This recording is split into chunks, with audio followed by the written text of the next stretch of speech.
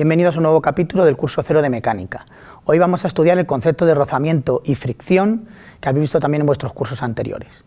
Vamos a imaginar que yo tengo aquí una caja muy grande y que empujándola quiero moverla. Como sabemos, inicialmente si yo aplico una fuerza pequeña, la caja no se va a mover. Eso es porque hay un rozamiento entre la caja y la superficie, el suelo, que se está oponiendo. Esa fuerza que se opone le llamamos el rozamiento. Si yo voy aumentando la fuerza que voy ejerciendo, a lo mejor no consigo todavía mover la caja. Estamos en la situación de rozamiento estático. Estático porque la caja no se mueve.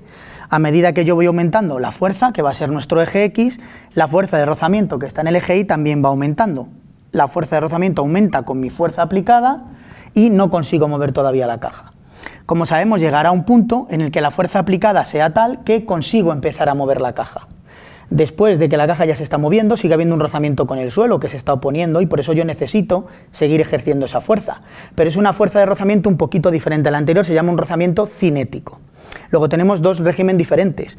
El régimen de rozamiento estático, cuando la caja no se está moviendo, la fuerza de rozamiento depende de la fuerza que yo estoy aplicando, más fuerza yo aplico, mayor es el rozamiento, la caja sigue quieta, y un régimen de rozamiento cinético en el cual esa fuerza de rozamiento prácticamente es constante y actúa todo el momento mientras yo ya sigo la caja empujándola y moviéndola.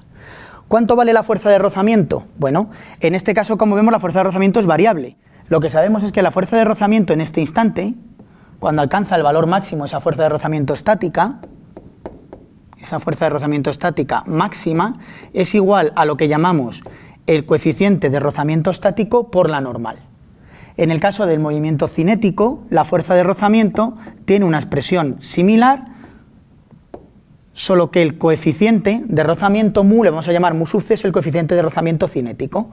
Luego las dos tienen la misma expresión, dependen en los dos casos de la normal, pero el coeficiente de rozamiento es diferente. Bueno, una vez visto cuáles son los dos tipos de rozamiento que hay, vamos a ver el problema que os había planteado. El problema decía, sean dos cuerpos sobre el suelo, tal que uno está encima de otro, y sobre el de abajo actúa una fuerza que los impulsa a los dos hacia adelante. Es una fuerza relativamente pequeña, de tal manera que los dos avanzan juntos. Os preguntaba qué fuerzas actúan sobre cada uno de los dos cuerpos, qué fuerza es la responsable de que se mueva el objeto de arriba, y si vuestras ideas cuadran con la frase conocida de que el rozamiento se opone al movimiento. Bueno, fijaros, la solución que tendréis que haber pintado es algo de este estilo. Sobre el objeto de abajo actúa la fuerza F, que es la que está empujando a ese bloque, y luego hay un rozamiento que se opone. La fuerza de rozamiento que actúa sobre el bloque de abajo tiene dos partes. Por un lado hay un rozamiento con el suelo y por otro un rozamiento con el cuerpo que tiene encima. El rozamiento que tiene con el cuerpo que tiene encima es un rozamiento estático, puesto que este cuerpo, el amarillo, no desliza sobre el azul, sino que se mantiene quieto respecto a él y por eso viajan juntos. Es un rozamiento estático entre los dos. Pero por otro lado, este bloque desliza sobre el suelo, que también está en contacto con él, y por tanto tiene también otro rozamiento, que es un rozamiento dinámico. Luego, estas son las fuerzas que actúan sobre el objeto azul. La fuerza que empuja y un rozamiento resultante del rozamiento tanto con el cuerpo como con la superficie, con el suelo. Por otro lado, respecto al bloque amarillo, fijaros que la fuerza F no actúa sobre él. Luego, en ningún caso puede ser la responsable de su movimiento. La fuerza F solo actúa sobre el bloque azul y no sobre el amarillo. No es la responsable del movimiento del bloque amarillo. Las únicas otras fuerzas que hay sobre el amarillo podréis haber pensado en el peso o la normal, que esas actúan en la dirección del eje Y. El problema nos preguntaba solo por las fuerzas en la dirección del movimiento, y además fuerzas en el eje Y nunca pueden ser responsables del movimiento en el eje X. Luego esa no es tampoco la fuerza responsable de que el bloque amarillo se mueva.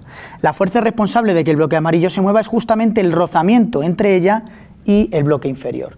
De hecho, fijaros que esta fuerza de rozamiento no es ni más ni menos que el par acción-reacción de esta otra, la que ejerce uno sobre otro, el otro sobre el uno, aunque la tercera ley de Newton la veremos más despacio en los próximos capítulos. Así pues, la única fuerza que actúa sobre el bloque amarillo es la fuerza de rozamiento con el de abajo. Fijaros entonces que esta fuerza de rozamiento actúa en la dirección del movimiento, contrariamente a las ideas preconcebidas que suele haber y que muchos libros explicitan de que el rozamiento siempre se opone al movimiento. Aquí es precisamente el rozamiento con el bloque de abajo el que permite que este bloque se mueva en la dirección del movimiento, al contrario de la frase que se dice habitualmente. Fijaros que también cuando andamos, al empujar el pie contra el suelo, también estamos provocando una fuerza hacia atrás, el suelo ejerce su fuerza de reacción con nosotros hacia adelante y es la que nos permite avanzar, o sea, andamos gracias al rozamiento. Un coche o un vehículo también avanza gracias al rozamiento, sus ruedas se mueven, el suelo ejerce un rozamiento contra el cuerpo y le permite avanzar. Os dejo en el material adicional una serie de vídeos de una serie de juguetes y aparatos, patinetes llamados de esta manera, donde podéis ver cómo es gracias al rozamiento, cómo efectivamente consigue avanzar el objeto. Luego hay que desterrar esa idea errónea de que el rozamiento siempre se pone al movimiento, muchas veces es gracias a ella a la que permite avanzar en esa dirección. Esta idea de que el rozamiento se pone al movimiento sí es cierto cuando hablamos de otro tipo de rozamiento, que no es entre dos superficies sólidas como hasta ahora hemos discutido, sino por ejemplo cuando es un sólido el que atraviesa un fluido, que es lo que se llama un rozamiento viscoso. Por ejemplo, yo dejo caer una bola dentro del agua, o cuando un paracaidista se deja caer en la atmósfera y atraviesa el aire. Ese tipo de rozamiento se llama rozamiento viscoso y viene dado por una fórmula que nada tiene que ver a la que hemos visto anteriormente. Ahora no hay una fuerza de contacto, no hay una normal, sino que la fuerza de rozamiento es simplemente proporcional a la velocidad elevado a un exponente. Tanto la constante de proporcionalidad como el exponente dependen del tipo de fluido, dependen de la aerodinámica del objeto que cae, o sea que pueden tener formas muy diversas. Vamos a ver una cuestión curiosa relacionada directamente con esto del rozamiento viscoso. Imaginaros que yo tengo un paracaidista y el paracaidista se deja caer en la atmósfera. Inicialmente sobre él, ¿qué fuerzas están actuando? La gravedad hacia abajo, y al principio, como tiene una velocidad relativamente pequeña, la fuerza de rozamiento también es pequeña. Fijaros que la fuerza de rozamiento viscoso siempre es proporcional a la velocidad. A más velocidad, más rozamiento y viceversa. Luego, inicialmente tengo un rozamiento pequeño y una gravedad que es mayor. Claro, la resultante de estas dos es una fuerza hacia abajo y, por tanto, como hay una aceleración hacia abajo, va aumentando su velocidad. En esta situación ya ha ido aumentando su velocidad. Al aumentar la velocidad, el rozamiento es mayor. La gravedad siempre es la misma. Todavía sigue aumentando su velocidad, la resultante de estas dos es una fuerza hacia abajo, sigue acelerando hacia abajo, sigue aumentando su velocidad. Pero efectivamente llegará un momento en el que la velocidad sea tal que la fuerza de rozamiento iguale a la fuerza de la gravedad. Cuando estas dos fuerzas son iguales, la fuerza neta que actúa sobre el paracaidista es cero, ya no acelera más y alcanza por tanto una velocidad constante, que es lo que se llama una velocidad límite. La velocidad límite que alcanza un objeto cuando avanza dentro de un fluido. Podemos calcular cuánto vale esa velocidad límite simplemente igualando las dos fuerzas. Si yo igualo la fuerza de rozamiento K por V, aquí fijaros que he supuesto que el exponente n es igual a 1, podría ser de otra manera dependiendo de la aerodinámica. Esta es la forma más sencilla. Si esa fuerza de rozamiento la igualo con la fuerza de la gravedad m por g y despejo esa velocidad límite, fijaros que depende únicamente de la masa del objeto y de esa constante de proporcionalidad que había ahí. Esa sería la velocidad límite. Por curiosidad os pongo aquí unos valores. Por ejemplo, el granizo alcanza una velocidad límite típicamente, aunque depende un poco de la forma del granizo, etcétera, de unos 14 metros por segundo, que son 50 kilómetros por hora. Ojo, si un granizo te da en la cabeza, pues te hace bastante daño, no te va a llegar a matar, porque hay una velocidad límite máxima, pero sí que hace bastante daño. Un paracaidista, gracias a la aerodinámica, etcétera, y a su mayor masa, adquiere una velocidad límite mayor, que puede llegar hasta los 60 metros por segundo, que son más de 200 kilómetros por hora. Os dejo también en el material adicional una página donde podéis ver más velocidades límite y cómo jugando con esta fórmula y con algunas variantes se obtienen velocidades límite de diferentes objetos, por si es de vuestra curiosidad. La siguiente idea errónea que quiero trabajar con vosotros, referente al rozamiento, es relativo a que la fuerza de rozamiento no depende de la cantidad de superficie de contacto. Siempre utilizamos fórmulas de este estilo, mu por la normal. Aquí en ningún lugar aparece cuánto es la superficie de contacto. Intuitivamente parece razonable que si el rozamiento surge por el contacto de dos superficies, pues no será lo mismo que esté en contacto un centímetro cuadrado que un metro cuadrado. Sin embargo, experimentalmente se ve que prácticamente no hay esa dependencia.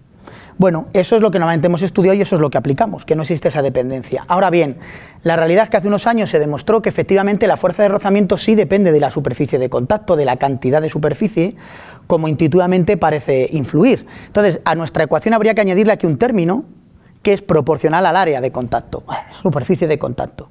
Ahora bien, estos mismos autores demostraron que esta superficie de contacto tiene que ser enorme para que realmente sea significativa. Es decir, esta constante que aparece aquí es tan pequeña que solo si el área de contacto es enorme, este factor es importante. De ahí que en nuestra mayoría de problemas y situaciones cotidianas podamos despreciar este término el área nunca es tan grande como para que este efecto sea importante, y trabajar directamente con la ecuación que conocemos, ¿de acuerdo? Pero es importante conceptualmente tener presente que sí hay una cierta dependencia, aunque pequeña, de cuál es la superficie de contacto. Como un ejemplo de esto, os dejo en el material adicional un vídeo donde podéis ver que uniendo dos guías telefónicas página a página, se puede ver que luego cuesta muchísimo separarlas. Claro, una guía telefónica tiene miles de páginas, si ponemos una a una, con mucha paciencia, en contacto unas con otras, estamos provocando una fuerza, una área de contacto al final conjunta enorme. Y entonces este término es tan grande que si intentas separar las dos guías de teléfono prácticamente es imposible. De hecho, al final en el vídeo podéis ver que tienen que recurrir a dos tanques para conseguir separar las dos guías de teléfono. Fácilmente uno podría colgarse de dos guías de teléfono como estas. Bueno, hasta aquí las ideas que quería trabajar con vosotros sobre rozamiento. Os dejo simplemente una cuestión para el próximo día ya relacionada con la tercera ley de Newton. Imaginaros un objeto sobre una mesa, esta flecha representa su peso y la pregunta que os hago es que dibujéis cuál es la fuerza de reacción del peso. Simplemente dibujar la fuerza de reacción del peso. Nos vemos en el siguiente vídeo.